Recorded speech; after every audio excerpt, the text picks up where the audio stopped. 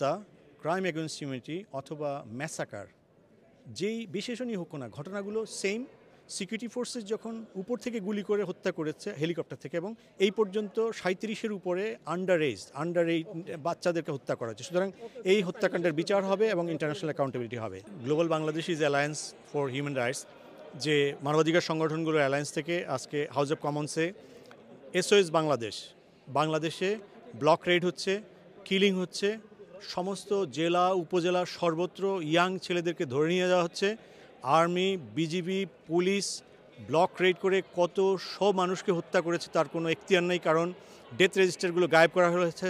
এখানে NHS যারা ছিল তারা সবাই কনসার্ন। অ্যামনেস্টি ইন্টারন্যাশনাল জানে যে মেডিসিনের প্রবলেম হচ্ছে, হসপিটালগুলোতে কোনো ট্রিটমেন্ট হচ্ছে না। পুলিশ এবং সন্ত্রাসীরা একযোগে, ছাত্রলীগের সন্ত্রাসীরা একযোগে মানুষের উপর ঝাঁপিয়ে পড়েছে পরিস্থিতিকে ভিন্ন খাতে প্রবাহিত করার জন্য। বিএনপি জামাতের কথা বলা হচ্ছে।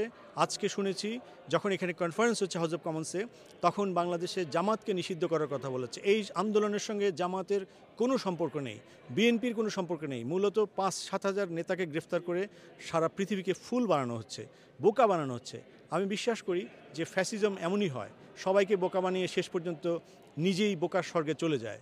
এবং আজকে যে ছাত্র হত্যা হয়েছে বাংলাদেশে, এটার সংখ্যা কত আমরা জানি না। সরকার বলছে 200-র কম বেশি হবে, কিন্তু সাধারণ মানুষ অনুমান করছে এটি হাজারের উপরে, ইভেন কয়েক হাজারও হতে পারে। যেহেতু বাংলাদেশের তথ্য ব্যবস্থা নিয়ন্ত্রিত, আমরা জানি না। ওয়ার্ল্ড ডকুমেন্টে আমরা দেখতে পাচ্ছি স্টুডেন্ট ম্যাসাকারে এটা হচ্ছে নাম্বার 2। এটা চায়নার তিয়ানআনমেন স্কোয়ারে যে 10,000 ছাত্র সেদিন হত্যা করা হয়েছিল, আজকে ঢাকায় 2 সপ্তাহে ঠিক তেমনিভাবে ওয়ার্ল্ডের স্টুডেন্ট ম্যাসাকারের মধ্যে, স্টুডেন্ট কিলিংয়ের মধ্যে এটা হচ্ছে সেকেন্ড লার্জেস্ট ম্যাসাকার। এবং এটাকে গণহত্যা বলা হবে নাকি ক্রাইম এগেইনস্ট হিউম্যানিটি বলা হবে জানি না, কিন্তু ব্রিটিশ পার্লামেন্টে আজকে যেভাবে বিষয়টা আলোচনা হলো, আমরা ইউরোপিয়ান পার্লামেন্টে যাচ্ছি, আমেরিকান যে কংগ্রেস সেখানে আলোচনা হবে, এবং সর্বত্র পৃথিবীতে যারা ডায়াসপোরা রয়েছে তারা ইউনাইটেডলি বাংলাদেশকে সেভ করার জন্য SOS বাংলাদেশ ডিক্লেয়ার করেছে। বাংলাদেশের মানুষ একা পারবে না, এতগুলো বাহিনী আর অল্প কিছু মাফিয়ার কাছে পুরো দেশ জিম্মি হয়ে আছে।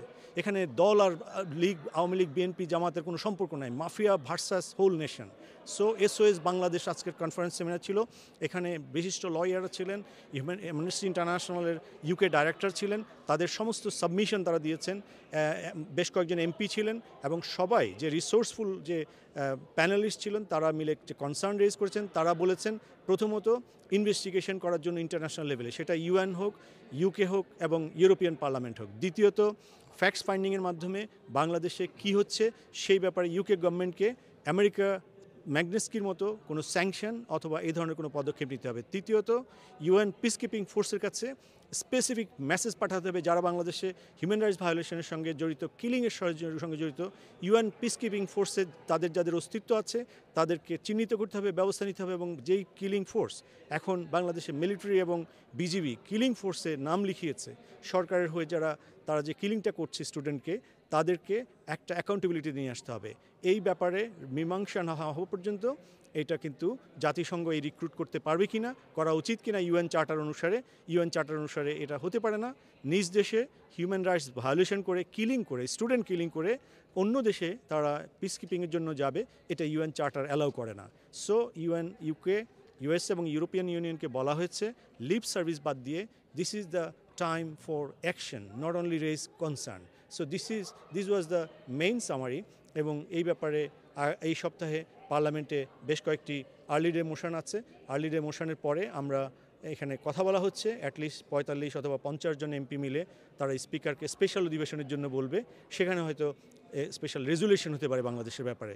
সো অনেকগুলো মোবিলিটি চলছে, অ্যামনেস্টি সহ ওয়ার্ল্ডের সমস্ত ইন্টারন্যাশনাল গ্রুপ বাংলাদেশ নিয়ে এখন কাজ করছে, এবং এখানে তারা তাদের কমিটমেন্টগুলো বলেছে এবং তাদের সামারিগুলো উত্থাপন করছে। তারা অনেক কিছুই জানে না যেহেতু ইনফরমেশন ব্লক, বাট তারা জানতে চেষ্টা করেছে এবং তারা জেনেছে, এবং ইন ফিউচারে SOS বাংলাদেশের আহ্বানে তারা সাড়া দেবে বলে তারা নিশ্চিত করেছে।